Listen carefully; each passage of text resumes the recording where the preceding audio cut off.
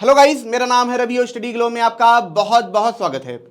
दोस्तों, आज हम बात करेंगे ब्लैक होल के बारे में, क्योंकि इस बार ब्लैक होल की जो जानकारी मिली है वो इंडियन साइंटिस्टों ने खोजी है और इंडियन सैटेलाइट ने इसके बारे में खोजा है। और वो जानकारी खोजी है जो कि अभी तक पूरी दुनिया में किसी के पास नहीं था, जो कि अपने आप में हम कह सकते हैं कि एक रहस्य भी था, जो कि काफ़ी हमें गहरी जानकारी हमें यहाँ पे देगा। अगर दोस्तों हम हेडलाइन की बात करें तो Indian AstroSat makes unusual discovery around the black hole in deep space. यहाँ पे दोस्तों अगर एस्ट्रोसैट की जो बात हो रही है वो सैटेलाइट है हमारी, जो कि साल 2015 में ही लॉन्च किया गया था। और इसी की मदद से हमने क्या किया है दोस्तों, हमारी धरती से 500 मिलियन लाइट ईयर दूर पे एक ब्लैक होल मौजूद था और उसी ब्लैक होल के बारे में हमने जानकारी इकट्ठा किया है।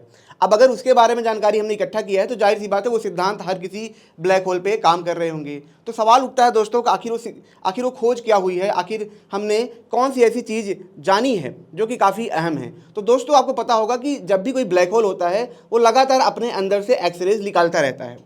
हालांकि ब्लैक होल कई सारे लाइट एमिट करता है। ब्लैक होल के जो ऊपर वाली डिस्क होती है मैं उसकी बात कर रहा हूँ। ब्लैक होल अपने अंदर से जो लाइट एमिट करता है उसको हम हॉकिंग रेडिएशन बोलते हैं, वो एक अलग मुद्दा है। यहाँ पे दोस्तों जो बात हो रही है एक्सरे की बात हो रही है, और एक्सरे जो लाइट एमिट होता है वो बादलों की वजह से होता है, क्योंकि उसके ऊपर चारों तरफ यहाँ पे बादल होते हैं। अब कौन से बादल होते हैं दोस्तों, यहाँ पे हाइड्रोजन के बादल होते हैं, और जो सूरज होते हैं जो खत्म हो जाते हैं वो इसके चारों तरफ एक डिस्क के फॉर्म में आप बना लेते हैं। अगर आप देखेंगे ये पूरा इमेज यहाँ पे बना है। अब दोस्तों जो वैज्ञानिक होते हैं वो लगातार सैटेलाइट यहाँ पे लॉन्च करते हैं काफ़ी दूरी पे, और क्या करते हैं कि इसके एक्सरेज को लगातार वो क्या करते हैं दोस्तों, अध्ययन करते रहते हैं। ठीक है, जो एक्सरेज आती है, ठीक है, उसको अध्ययन करते हैं। लेकिन दोस्तों अभी तक क्या था कि हमें ये लगता था कि जो एक्सरेज आता है वो इलेक्ट्रॉनिक एक्सेलरेशन से पैदा होता है, यानी कि जब ब्लैक होल उसको अपनी तरफ खींचेगा बहुत तेज़ी से, तो उस दौरान क्या होंगे, ये जो एक्सरेज पैदा होंगे, क्योंकि जब वो एक्सलरेट करेगा। लेकिन दोस्तों यहाँ पे जो वैज्ञानिकों ने ढूंढा है वो थोड़ा अलग है। उन्होंने क्या देखा दोस्तों, यहाँ पे उन्होंने देखा कि जो एक्सरेज पैदा हो रहा है वो एक्सेलरेशन की वजह से नहीं पैदा हो रहा है, बल्कि ब्लैक होल के सरफेस से वो कांटेक्ट करता है और वहाँ पे बहुत ही हल्के रेडिएशन होते हैं। ठीक है, और वो जब जाके इलेक्ट्रॉन से टकराते हैं तो उस दौरान हमें ये लाइट मिलती है। अब दोस्तों इससे क्या होगा, दोस्तों इससे ये होगा, आप समझिए कि सबसे पहली चीज़ कि हम ब्लैक होल के बहुत गहराई तक हम जाके देख सकते हैं। देखिए दोस्तों, ब्लैक होल को जानने के लिए दो ही तरीका हमारे पास है। पहला जो तरीका है वो क्या है कि ग्रेविटेशनल वेव पैदा हो। तो ग्रेविटेशनल वेव जब पैदा होता है दोस्तों वो काफ़ी जानकारी हमें दे देता है, मास कितना है, सब कुछ होता है। लेकिन समस्या ये है कि ग्रेविटेशनल वेव हर बार पैदा नहीं होगा, वो तब पैदा होगा जब ये ब्लैक होल किसी दूसरे ब्लैक होल से टकराए, या क्या हो कि बहुत बड़ा इंटरस्टेलर ऑब्जेक्ट जो हो इसके पास है, या न्यूट्रॉन स्टार से ये टकराए, तब जाके ये पैदा करेंगे। क्योंकि ग्रेविटेशनल वेव को पैदा करना बहुत मुश्किल है, आप समझ, उसके लिए बहुत ज़्यादा एनर्जी चाहिए। आप समझिए अगर हमारी धरती ग्रेविटेशनल वेव पैदा करती है तो वह 1 सेकेंड में, आप समझिए 1 सेकेंड में 100 वाट की एनर्जी पैदा करती है। तो ये इतना कम है, ये इतना कम है, मतलब असंभव है। आप समझिए कि समुद्र में आप एक बूंद गिराते हैं, हल्की सी एनर्जी निकलती है, उसको कैसे आप डिटेक्ट करेंगे। तो सेम चीज़ यहाँ पे है। तो इसीलिए दोस्तों ग्रेविटेशनल वेव पे निर्भर होना बहुत ज़्यादा मुश्किल था, हर चीज़ हम उससे नहीं जान सकते हैं। लेकिन यहाँ पे जो खोज हुई है ये क्या बताती है, आप यहाँ पे समझिए। ठीक है, मैं आपको दिखाता हूँ। यहाँ पे ये जो यहाँ पे जो बाउंड्री है, यहाँ पे जो हाइड्रोजन जब आते हैं, ठीक है, जैसे कोई सन हुआ, जब सन को ये अपनी तरफ खींचेगा तो सन में क्या होता है, हाइड्रोजन होते हैं, वो हाइड्रोजन टूटने लगते हैं। जब हाइड्रोजन जितना पास आएंगे, जितना ज़्यादा गर्म होंगे, जितना ज़्यादा हीट बढ़ेगा, तब ये हाइड्रोजन क्या होंगे दोस्तों, टूट जाएंगे। किसमें, इलेक्ट्रॉन प्रोटॉन में। अब आप देखिए यहाँ पे जो इलेक्ट्रॉन है दोस्तों, ये क्या है, काफ़ी गर्म है। ठीक है, ये बहुत ज़्यादा गर्म है। ठीक है, अब ये क्या है, इसके सरफेस के पास है। इसके जब सरफेस के पास है दोस्तों, तो यहाँ पे क्या है, बहुत सारी लाइटें मौजूद हैं। तो ये लाइटें जब इसको हिट करेंगी, हल्का सा हिट करेंगी, तो उस दौरान ये क्या करेगा, एक्सरे पैदा करेगा। अब इससे क्या होगा, अब समझिए यहाँ पे, इससे ये होगा दोस्तों कि अंदर की जो जानकारी है, जैसे ऊपरी जानकारी हम लेते हैं, लेकिन जो अंदर की जानकारी है ये भी हम तक आएगी।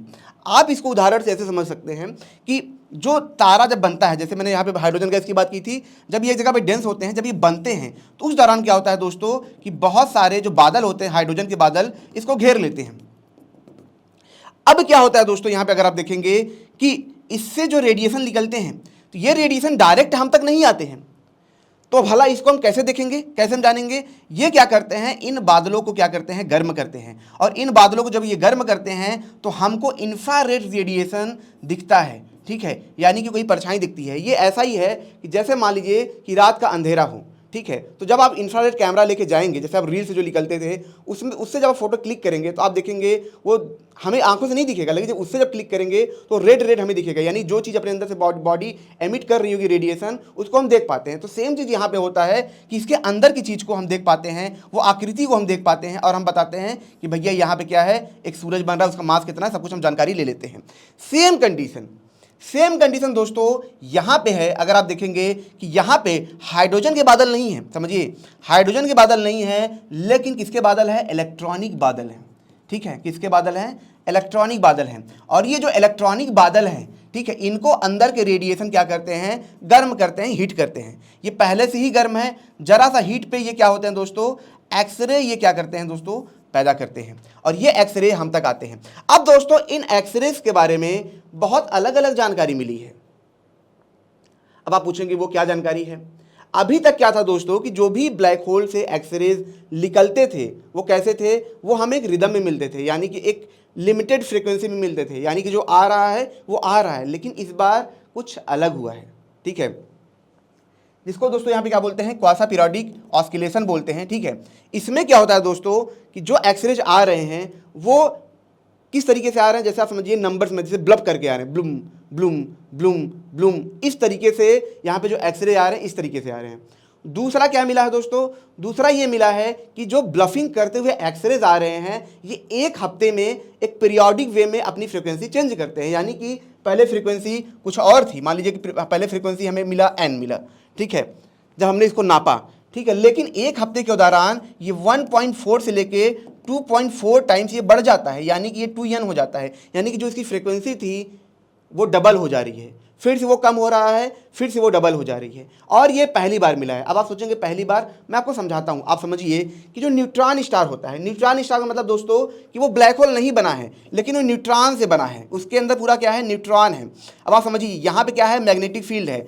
अब ये रोटेट करेगा, जब ये रोटेट करता है दोस्तों तो बहुत सारी ये एक्सरेज हमारी तरफ भेजता है, तो ये क्या होते हैं, ब्लफ करके आते हैं, boom boom boom boom boom, इस तरीके से आते हैं। ऐसा नहीं है कि आ रहा है, जैसे लाइट आती है। आप सोचिए कि लाइट जो हम तक आ रही है, बल्ब क्या हो, जलने बुझने लगे, या फिर सूरज से जो लाइट आ रही है ब्लफ करके आने लगे, वैसी सिचुएशन। तो वैसी सिचुएशन यहाँ पे कौन निकालता है, न्यूट्रॉन स्टार निकालता है, जिसको हम पल्सर बोलते हैं। यानी कि पीरियोडिक वे में क्या होगा, आएगा, पहले एक बार आएगा, रुकेगा, आएगा, रुकेगा, ठीक है। अब सेम चीज यहाँ पे ब्लैक होल के अंदर मिली है, यानी कि इसके अंदर जो हमें एक्सरेज मिल रहा है वो ब्लफ करते हुए आ रहा है, ठीक है, ब्लफ करते हुए आ रहा है, ठीक है।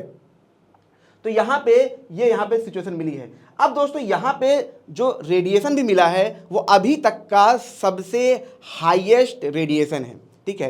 एक्सरेज में जो हमें मिले हैं यहाँ पे, ठीक है, एक्सरेज एनर्जी जो हमें मिली है वो कितने हैं, आप समझिए कि यहाँ पे जो एनर्जी है लगभग ये 70 किलो वोल्ट के आसपास, ठीक है, मतलब 20-25 किलो वोल्ट से लेके 70 किलो वोल्ट के बीच में अभी तक हमको एनर्जी मिली है। इसी वजह से इसको हाईएस्ट एनर्जी अभी तक का बोला जा रहा है, ठीक है।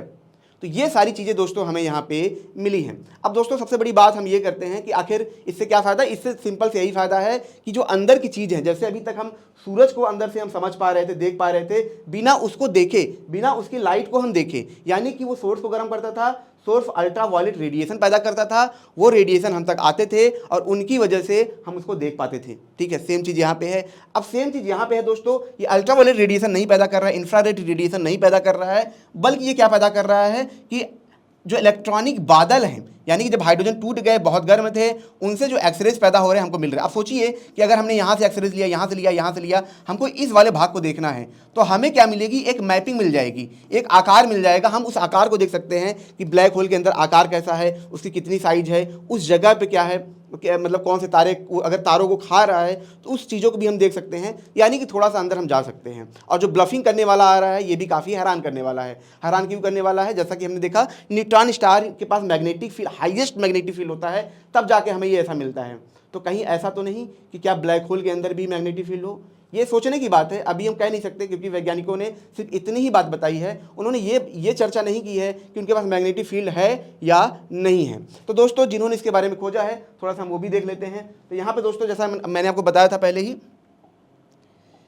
कि जो इंडियन साइंटिस्ट है उन्होंने खोजा था, ठीक है, और जो जहाँ पे इंडियन सैटेलाइट है उन्होंने इसको खोजा था। तो अगर दोस्तों यहाँ पे हम बात करें, ठीक है, तो इसका जो पहला आता है URSC, ठीक है, UR राव सैटेलाइट सेंटर, ठीक है, IIT गुवाहाटी है, यहाँ पे यूनिवर्सिटी ऑफ मुंबई है, IIT मुंबई नहीं दोस्तों, यूनिवर्सिटी ऑफ मुंबई, और यहाँ पे TIFR, ठीक है, टाटा फंडामेंटल रिसर्च इंस्टीट्यूट, ठीक है। तो इन सब लोगों ने मिलकर क्या किया था दोस्तों, इसका डाटा नोट किया था। दोस्तों मैं आपको ये भी चीज़ बता दूं कि इसी डाटा को, ठीक है, स्विफ्ट सैटेलाइट ने 2023 में सितंबर में भी नोट किया था, ठीक है। और ये जो डाटा इन्होंने लिया है इंटरनेशनल स्पेस स्टेशन से भी ये डाटा इन्होंने लिया था, और उस डाटा को ये लगातार क्या करते थे, जो रॉयल सोसाइटी है लगातार वहाँ पे भेज रहे थे, और उसके लगभग 1 साल के बाद, हम कह सकते हैं 8-9 महीने के बाद, हमें ये पूरा डाटा यहाँ पे मिला है, ठीक है। और इससे एक तरीके से नई खोज हुई है जो कि अभी तक ब्लैक होल में नहीं हुई थी। अब दोस्तों थोड़ा सा हम सैटेलाइट के बारे में समझ लेते हैं, आखिर जिस सैटेलाइट ने खोज की आखिर उसने यहाँ पे कैसे की है। तो दोस्तों यहाँ पे मैं आपको 2 चीज़ें दिखाता हूँ। यहाँ पे दोस्तों 2 चीज़ें लगी हैं, सॉफ्ट एक्स रेज लगा है, यहाँ पे टेलीस्कोप है,